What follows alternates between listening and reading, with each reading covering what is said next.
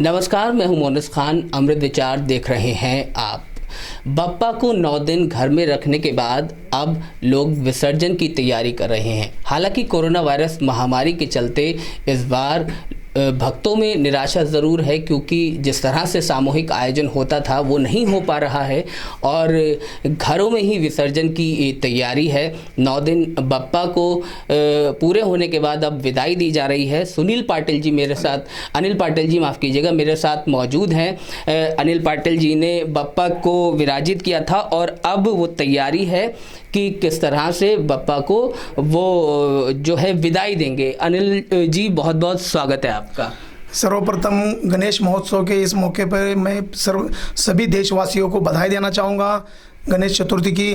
और जैसा कि कई वर्षों से हम लोग बड़े स्तर से बरेली महानगर में आयोजन करते आ रहे थे, लेकिन इस वर्ष पूरे विश्व के साथ अपने देश में भी कोरोना महामारी वायरस को देखते हुए इस बार हम लोगों ने सार्वजनिक कार्यक्रम पोस्टपोन कर दिया था। लेकिन अपने बप्पा का पूजन अपने मन से, अपनी श्रद्धा से हम लोगों ने घर पे किया, अपने मंदिर में रख के अपने बप्पा का पूजन किया।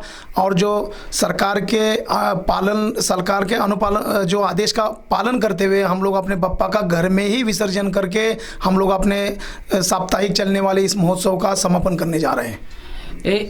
थोड़ी सी टीस तो होगी कि जिस तरह से बप्पा की भव्य आगमन होता था और भव्य विदाई होती थी, पूरे देश में ही नहीं पूरी दुनिया में लोग गणेश चतुर्थी मनाते हैं और बप्पा के चाहने वाले आप जैसे भक्त हैं।